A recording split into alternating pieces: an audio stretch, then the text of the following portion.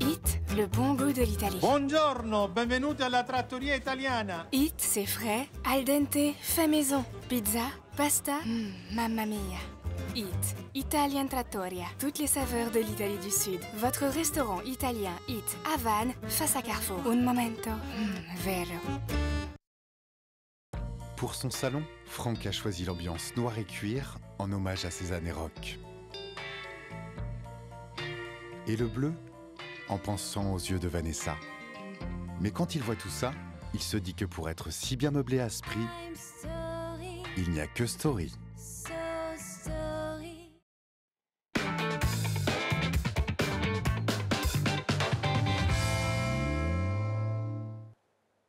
Bonjour, bienvenue pour ce nouveau webinaire métier dédié au métier de cuisinière, proposé par Territoire Apprenant Pays de Vannes, Golfe du Morbihan, Vannes Agglomération et BZH Studio, en partenariat avec le restaurant Italian Trattoria sur Vannes et le CFA de la Chambre des métiers et de l'artisanat ici sur Vannes. Donc je m'appelle Christophe, j'ai le plaisir de vous accompagner pendant les 30 à 35 minutes à venir pour vous présenter le métier. Donc je serai accompagné pour cela par Jean-Nicole, directeur du CFA de la Chambre des métiers, qui nous expliquera la formation dispensée au sein du campus de Vannes. Bonjour Jean, bienvenue. Merci. Nous accueillons également Stéphane West, qui est le directeur de l'établissement Italian Trattoria ici sur Vannes. Bonjour Stéphane, bienvenue. Bonjour Christophe. Voilà, qui est accompagné de Audrey Le Breton, qui est manager de l'établissement Italian Trattoria. Bonjour Audrey, bienvenue. Voilà. Et nous sommes également accompagnés de Donovan Gousset. Donovan qui est apprenti en cuisine au CFA et qui nous évoquera un petit peu ses motivations et son choix de formation, ses attendus, qui participera aussi aux échanges avec moi. Ce sera aussi l'occasion pour vous, Donovan, de challenger nos professionnels sur les attendus. En tout cas, merci d'être là. Bonjour Donovan et merci à toi d'être présent. Bonjour, merci. Donc, quelques éléments de contexte. Le cuisinier prépare et cuisine des mets selon un plat de production culinaire, les règles d'hygiène, en respectant les règles d'hygiène, de sécurité alimentaire et la charte qualité de l'établissement. Quelques éléments chiffrés proposés par l'INSEE.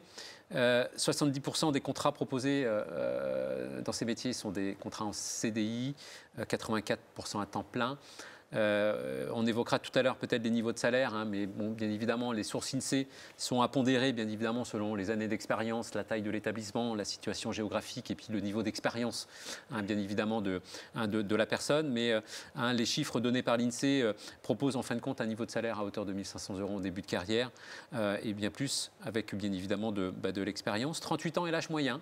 23%, qui est un fort pourcentage des personnes en cuisine ont moins de 26 ans. 21 ont plus de 50 ans. Mais on se rend compte que du coup, on a une majorité d'hommes dans les cuisines. On évoquera tout à l'heure, est-ce que c'est le cas au sein d'Italian Trattoria. Mais en tout cas, les chiffres proposés par l'INSEE indiquent 72% des métiers, des postes de cuisiniers sont exercés par les hommes et 28% par les femmes. Quelques tendances emploi maintenant proposées et sources Pôle emploi. Qui montre bien l'enjeu de recrutement sur ces métiers. 1455 offres d'emploi actuellement en Bretagne sur ce Pôle emploi, 346 sur le Morbihan, 82 sur le secteur de Vannes, 20 km aux alentours. Donc du coup, on peut considérer que Donovan, au sortir de la formation, les choses sont acquises, en tout cas en termes de postes à pouvoir au sortir de votre formation. Je vais donner la parole à Jean-Nicole. Vous êtes directeur du CFA de la Chambre des métiers ici sur Vannes. Donc moi, si je souhaite devenir cuisinier, le CFA propose une formation pour y accéder. Est-ce que vous pouvez nous présenter cette formation et nous en dire un petit peu plus ? Voilà, alors le CFA dispense des formations essentiellement en alternance, c'est-à-dire avec une forte proportion de professionnalisation au sein de l'entreprise, et puis les cours dispensés au CFA pour préparer le diplôme. Voilà, donc c'est important puisque la professionnalisation au sein de l'entreprise prépare exactement les jeunes à ce qui est attendu comme pratique en entreprise, avec une forte connaissance de l'organisation du travail au sein de l'entreprise.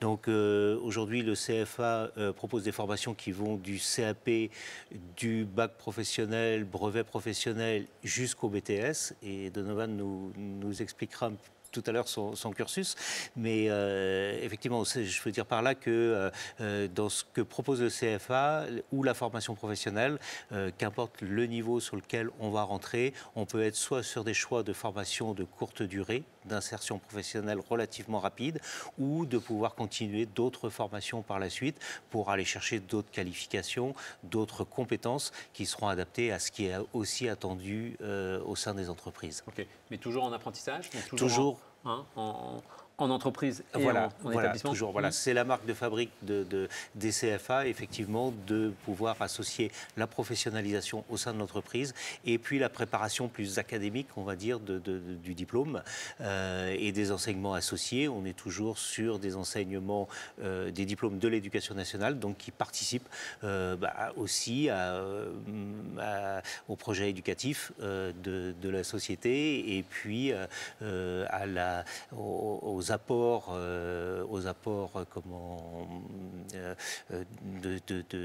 généraux pour les jeunes, de façon à les préparer à leur vie d'adulte aussi par la suite. Ok. Je pense que c'est différent entre un CAP et un BTS, mais est-ce qu'on peut évoquer la proportion du temps passé en entreprise et en établissement de formation? Voilà, alors sur un CAP, ce qu'on appelle les niveaux 3, on est globalement sur un tiers de la formation au CFA et 2 tiers de professionnalisation en entreprise. Et quand on est sur des niveaux bac pro et de surcroît BTS, on est à un peu plus d'un mi-temps, en tout cas, en formation au CFA, parce que ça demande plus de temps, effectivement, d'enseignement théorique quand on est sur ces formations-là. Donc sur du CAP, on va être sur des formations très professionnalisante sur la production. Quand on va en bac pro, quand on va en BTS, là on ouvre ses compétences, en tout cas au management, à la gestion d'activité, à la gestion d'une affaire. Et ce sont des jeunes gens qui sont en devenir, éventuellement, de prendre une entreprise, de manager une équipe. Voilà. Donc, effectivement, le niveau de formation, plus il évolue, plus on va donner des compétences de gestion, de management pour pouvoir gérer une affaire. Okay. En termes d'accessibilité à la formation, du coup, tous âges, comment ça se passe, du coup? Tous âges. Alors, l'apprentissage, par définition, à partir de post-3e, post-collège, donc on va dire dans la 15e année. Normalement, l'apprentissage, c'est à partir de 16 ans, mais dérogation automatique dans la 15e année parce qu'on finit le collège dans sa 15e année, et puis jusqu'à la veille de ses 30 ans. Voilà. Au-delà, on peut être sur des contrats de professionnalisation. On a aussi des dispositifs pour accueillir des adultes qui sont en réorientation, réinsertion professionnelle. Donc, si on est au-delà des 30 ans, effectivement, on est sur des dispositifs de formation continue, de contrats de professionnalisation. Et pour les apprentis, voilà, entre 15 et 30 ans, ouais, tout à fait adapté. Ok. Bon, un panorama assez exhaustif des formations proposées par le CFA de la Chambre des métiers. Du coup, on va laisser la place. Je vous invite, Jean, à pouvoir intervenir tout au long de ce temps d'échange, aussi avec nos différents invités. Je vais laisser la parole maintenant à Donovan. L'idée étant d'en savoir un petit peu plus sur tes motivations, sur ton choix de formation, sur tes objectifs derrière. On évoquait tout à l'heure le fait, avec Jean, que vous étiez en BTS. Donc, si vous pouvez aussi nous expliquer le cursus. Alors moi, j'ai commencé en bac pro. J'ai fait un bac pro en 3 ans. J'ai commencé en 2018. Après mon bac pro, j'ai décidé de faire un BTS pour avoir plus de compétences et plus de diplômes dans mon métier. Moi, je suis cuisinier, donc il y a plusieurs. Quand on choisit en BTS, il y a soit serveur ou soit cuisinier. Donc moi, j'ai décidé de faire de la cuisine parce que c'est ce que j'aime et c'est ce que j'ai envie de faire. Et donc après, en BTS, là, je suis sur ma dernière année. Je suis sur ma dernière année de BTS et donc là, le diplôme arrive à grands pas. Donc j'ai hâte de finir et de poursuivre dans la vie professionnelle après mon année, quoi. Ok. Est-ce qu'on peut parler aussi de passion sur ces métiers Moi, je suis né dans la cuisine depuis tout petit. Oui. Mon oncle a un restaurant, mon père avait un restaurant, donc je suis baigné dedans. Donc après le collège, j'ai pris part du CFA, donc je me suis inscrit au CFA. J'ai trouvé une entreprise, donc j'ai commencé au Piano Bar à Vannes, que vous devez connaître à mon avis. Et donc j'ai fait ma formation pendant 3 ans là-bas. Et après j'ai trouvé une entreprise plus gastronomique à Carnac. Je travaille au Diana à Carnac, donc voilà, c'est la 2e année où je suis là-bas. Et ça se passe très bien, donc je suis très content, mais hâte de finir quand même. Ok. Donc un peu de stress, l'enjeu arrive, le diplôme et l'examen arrivent. Un peu stressé, mais avec les cours et le travail, il y a 2 attentes, l'attente de l'entreprise et l'attente de l'école. Oui. Donc il y a vraiment 2 enjeux, parce que l'entreprise demande beaucoup, l'école demande beaucoup avec le BTS, il y a beaucoup de travail personnel. Donc c'est beaucoup de travail à la maison, beaucoup de travail en entreprise, donc faut lier les deux. Ça peut être fatigant, mais quand on est motivé et qu'on a envie, tout se fait très bien. Ok. Jean, tout à l'heure, évoquait, en fin de compte, le développement de compétences en BTS tourné vers le management, la gestion d'entreprise. C'est une volonté, hein, c'est aussi pour vous un objectif? Oui, c'est un objectif parce que le BTS forme la gestion de personnel, le management du personnel. Et plus tard, si j'ai envie d'avoir un restaurant, si j'ai envie d'ouvrir mon affaire, ou même si je suis chef dans un autre restaurant, c'est important de savoir manager, de savoir gérer des commis, savoir gérer des stagiaires. Donc j'ai l'occasion de gérer quelques stagiaires en entreprise, mais c'est pas suffisant. Donc on apprend vraiment en BTS à gérer. D'ailleurs, l'épreuve pratique est tournée sur ça. On a 2 commis à gérer pendant 4 heures. Et donc moi, ça me plaît, j'aime bien gérer toutes sortes de personnes. Donc on apprend à gérer et après c'est aussi naturel. Soit on aime se faire gérer ou soit on préfère gérer. C'est aussi l'instinct de gestionnaire ou de manager. Donc après ça s'apprend à l'école et en entreprise. Ok. Merci Donovan de ce témoignage. Je voudrais donner la parole dorénavant à Stéphane West et Audrey. Donc vous représentez un établissement, hein, Italian Trattoria ici sur Vannes. Vous allez pouvoir un petit peu vous présenter. Au sein de l'établissement, combien de cuisiniers sont présents au sein de l'établissement? Alors aujourd'hui, on ne parle pas forcément de cuisiniers, on parle Oui. d'employés polyvalents D'accord. en cuisine ou devant. L'équipe globale, c'est 21 personnes à peu près sur Trattoria Vannes. En cuisine, du lundi au dimanche, on fait tourner à peu près 7-8 personnes. Voilà, donc c'est 7-8 employés polyvalents, coachés et drivés par un manager de cuisine, donc un chef de cuisine. D'ailleurs, on l'a vu sur la pub. Donc c'est Mario, italien. Donc voilà, et coaché par mes managers. J'ai 3 managers dans l'établissement qui drivent aussi, qui chapeautent la cuisine aussi, l'organisation de la cuisine. Okay. Donc voilà. Donc alors, comment est répartie l'organisation du travail? On a le poste pizza, le poste salade et le poste pasta, donc tout ce qui est pâtes, etc. Et une autre partie, un autre endroit dans l'établissement qu'on appelle la cucina, donc la production, où effectivement encore là, on a un responsable de production et une employée polyvalente qui prépare la matière brute, les pastas, les pâtons de... voilà. Comme tous nos produits sont frais, ils viennent d'Italie, on les travaille en direct. D'accord. Voilà. Okay. Ça, c'est pour la partie cuisine. Parfait. Du coup, j'aimerais revenir un petit peu sur des choses très concrètes hein, pour les personnes qui vont nous écouter. L'émission au quotidien, on vient de l'évoquer, hein, l'organisation du restaurant Italian Trattoria. Mais du coup, je suis cuisinier au sein d'Italian Trattoria, je suis à tel poste, telle fonction. C'est quoi mes missions au quotidien? C'est quoi les tâches régulières que je vais opérer. J'ai bien compris cette notion de polyvalence. On reviendra tout à l'heure sur les compétences et les qualités. Je trouve que c'est intéressant de proposer cette polyvalence parce que c'est moins répétitif, je pense. Mais est-ce qu'on peut évoquer des missions récurrentes? Peut-être Audrey? Oui, bien sûr. Assurer un service, ne serait-ce que le midi et le soir, être garant de la qualité des produits que l'on sert, vérifier la fraîcheur, tous ces petits détails HACCP. Et un équipier doit être, doit être capable de jongler avec tous les postes prévus dans la cuisine. Donc, c'est-à-dire que si une personne est postée en pizza, il doit être capable de pouvoir aider le reste de ses collègues sur le service. Ok. Donc, est-ce à dire que du coup, quelqu'un qui intègre la structure Italian Trattoria en cuisine, il y a un temps de formation interne, au-delà, en fin de compte, de ce qui est proposé en apprentissage au CFA, par exemple. On reçoit forcément l'employé polyvalent. On va le former d'abord à la disqueuse, donc on va lui apprendre à disquer les pâtons. Ensuite, il va passer au poste de garniture. Donc il va être formé à la garniture. On a différents produits, donc voilà, il va apprendre à respecter les fiches techniques, les fiches de poste. Ensuite, il va passer à la cuisson et ainsi de suite. Il passera ensuite aux pâtes, comment préparer et respecter les différentes fiches de recettes, et ainsi de suite. Voilà, donc il y a une polyvalence dans la cuisine, quoi. Voilà. Donc, Ok. Est-ce que du coup, on est sur votre établissement sur un établissement de spécialité italienne?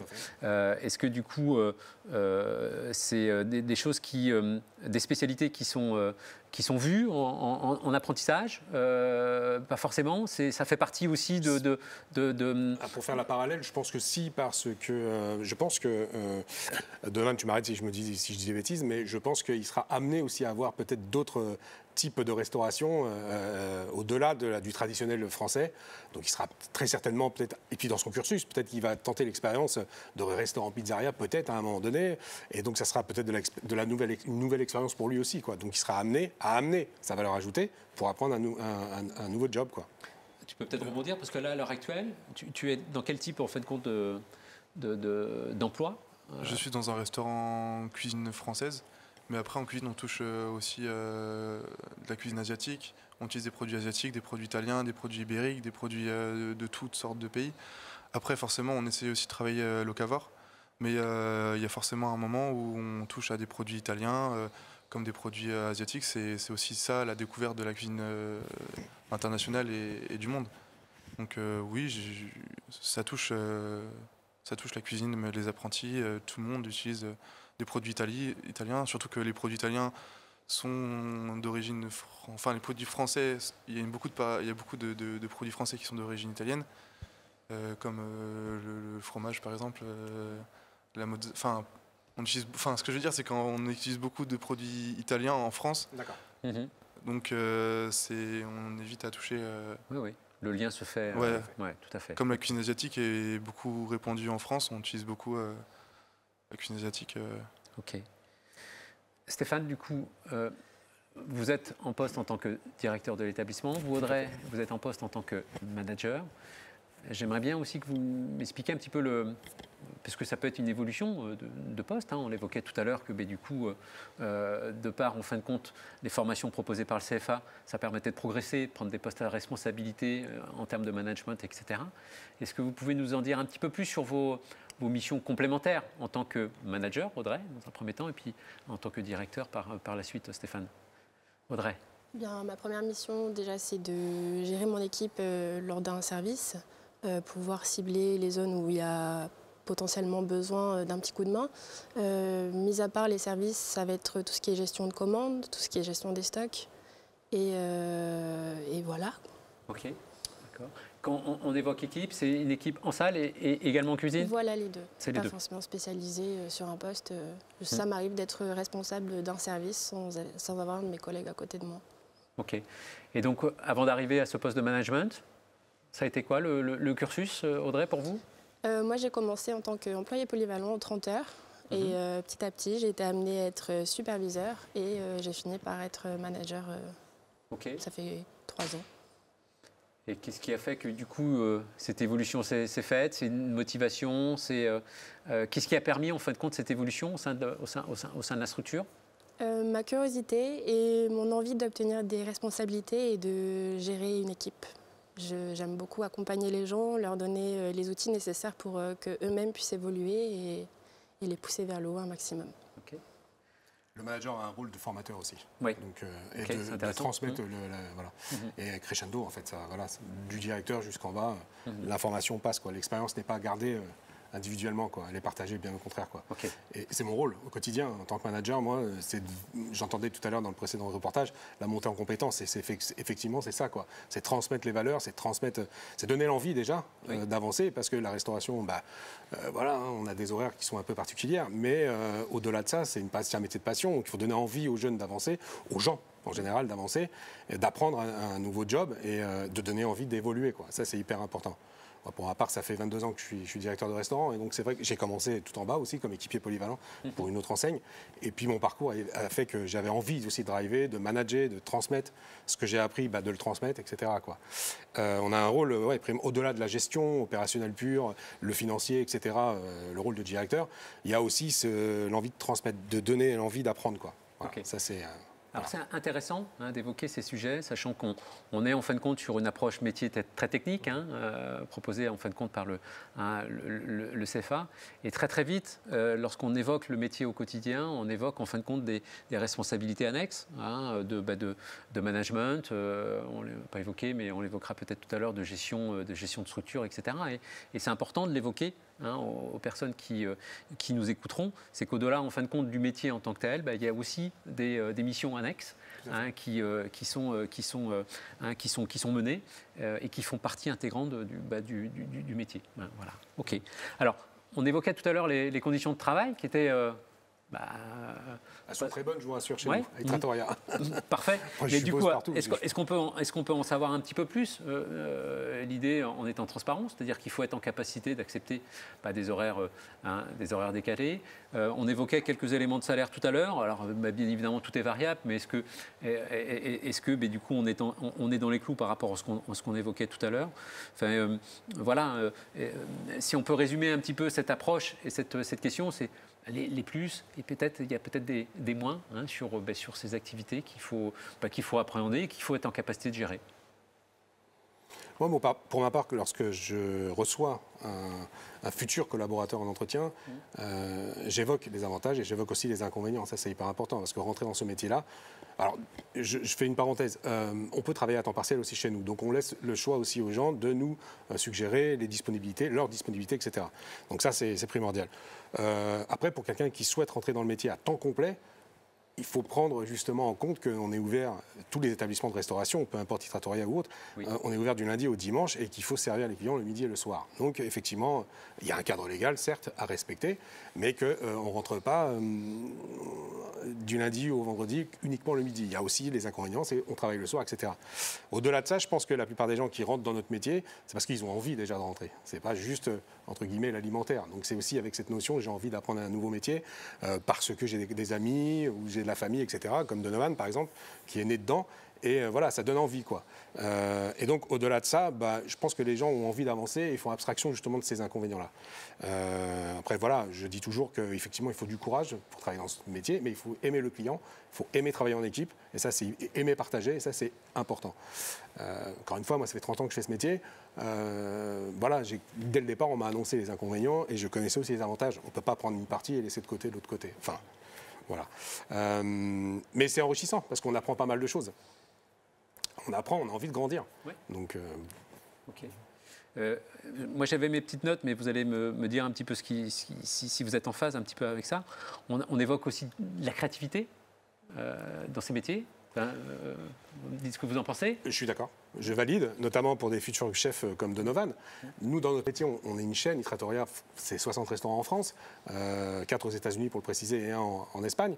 Mais on est assujetti à une fiche technique, etc., etc. Donc, on n'est pas dans la créativité. Ça, on fait confiance à à Eat France, quoi, en fait, qui crée les cartes, etc. Mais dans le cas de Donovan, effectivement, il sera amené très certainement à créer des nouvelles fiches de nouveaux plats, etc. Et ça, effectivement, la créativité, c'est super. C'est super. Nous, dans notre rôle de restauration rapide, on est assujetti à des fiches de poste, des fiches techniques bien particulières, etc. Après, tout est ouvert. Trattoria n'est pas fermé aux nouvelles idées, etc. Bien au contraire. Bien au contraire. Ok. Moi, j'avais une petite question. Pour vous, dans votre restaurant, est-ce que vous avez pensé au futur de la restauration au niveau des horaires? Est-ce que vous avez déjà pensé aux horaires continus dans votre établissement? Donovan, je vais t'étonner, et Audrey est à côté de moi. Au quotidien, je fais en sorte de prendre en compte les besoins des uns et des autres. Donc, lorsque j'établis un planning, j'entends. C'est-à-dire que si tu as besoin de ton lundi, je vais faire en sorte que tu as ton lundi parce que tu aimes bien aller au football, etc., etc.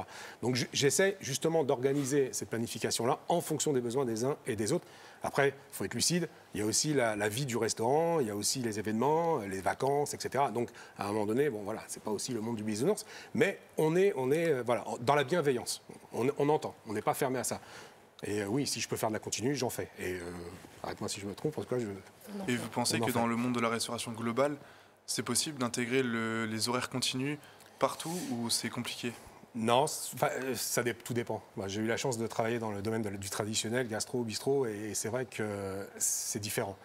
Après, ça dépend des brigades. Il y a peut-être des restaurants qui ont plus les moyens d'avoir une brigade du matin, une brigade du soir.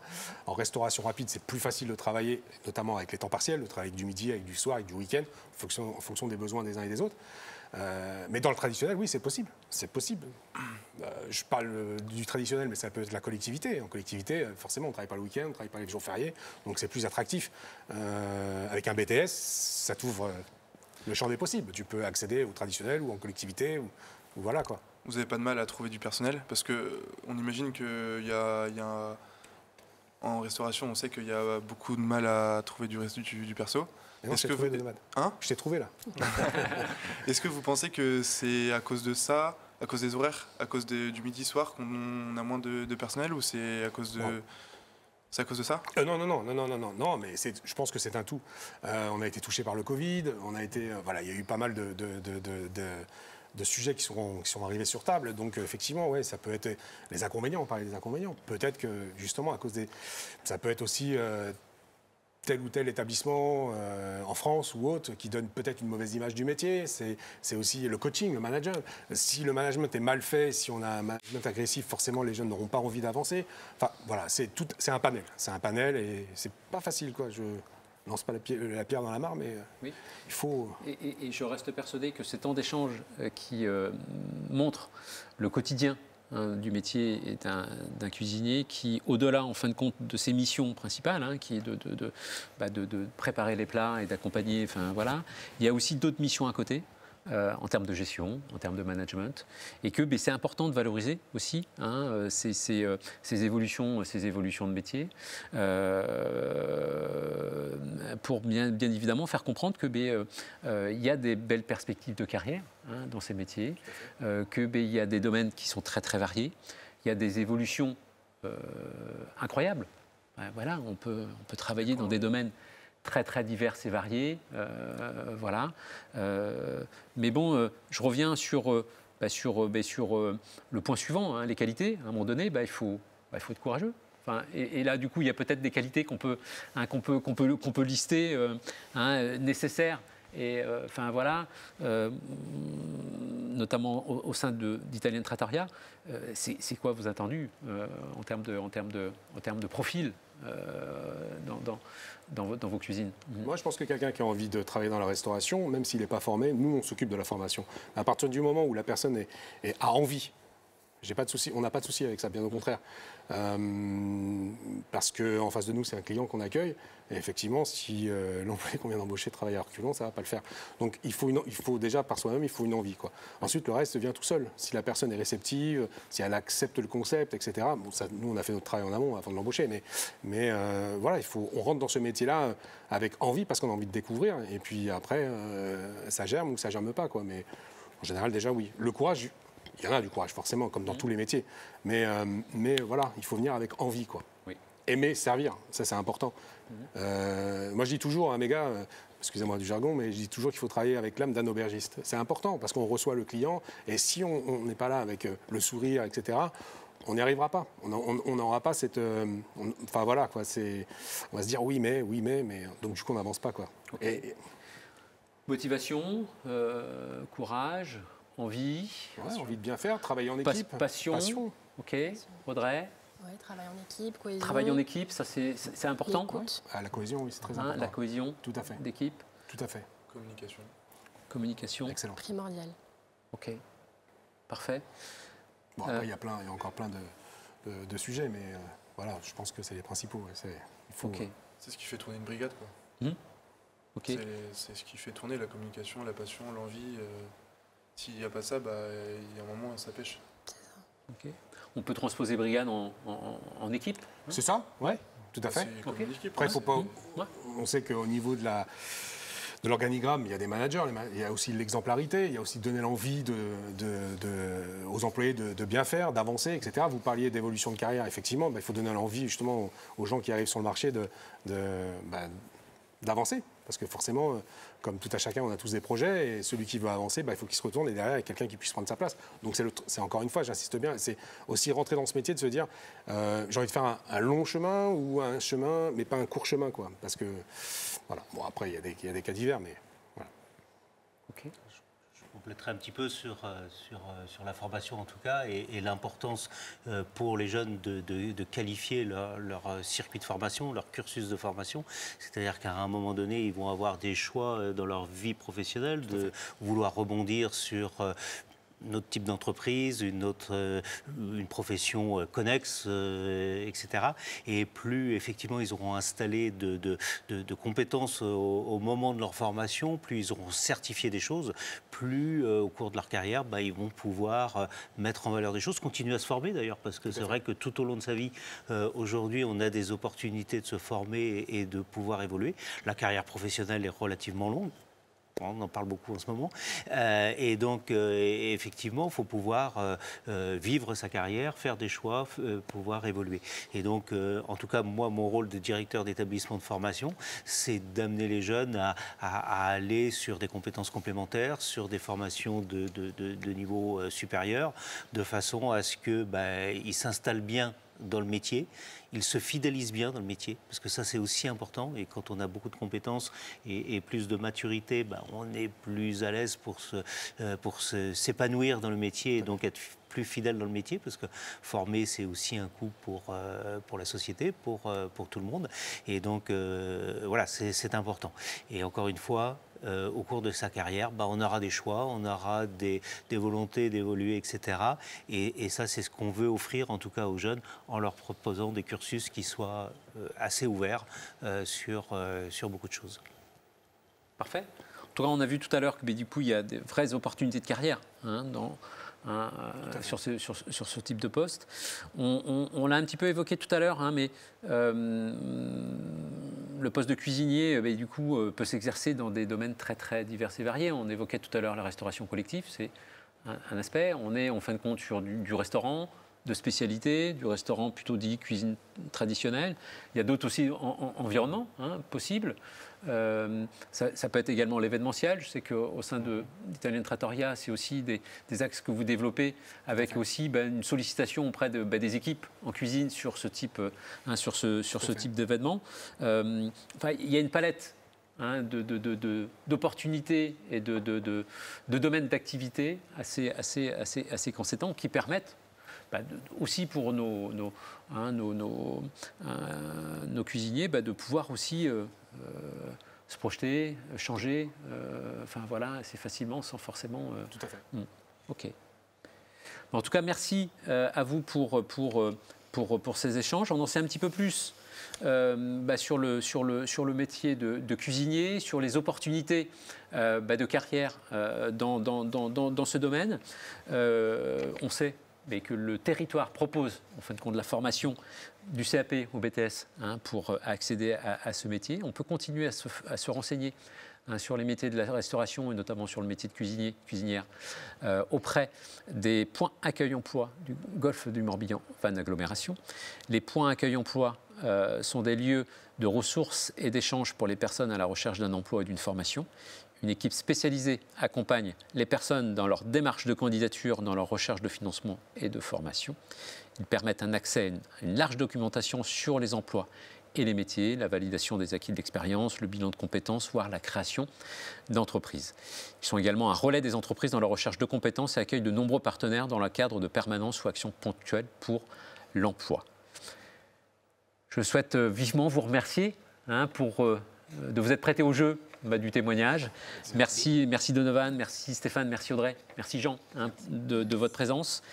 Merci à Italian Trattoria, Donovan, d'avoir participé aux côtés de la Chambre du CFA, de la Chambre des métiers de l'artisanat de Bretagne à cette occasion. Et je vous dis à très bientôt pour un nouveau webinaire métier avec Territoire Apprenant, Pays de Vannes, Golfe du Morbihan, Vannes Agglomération et BZH Studio.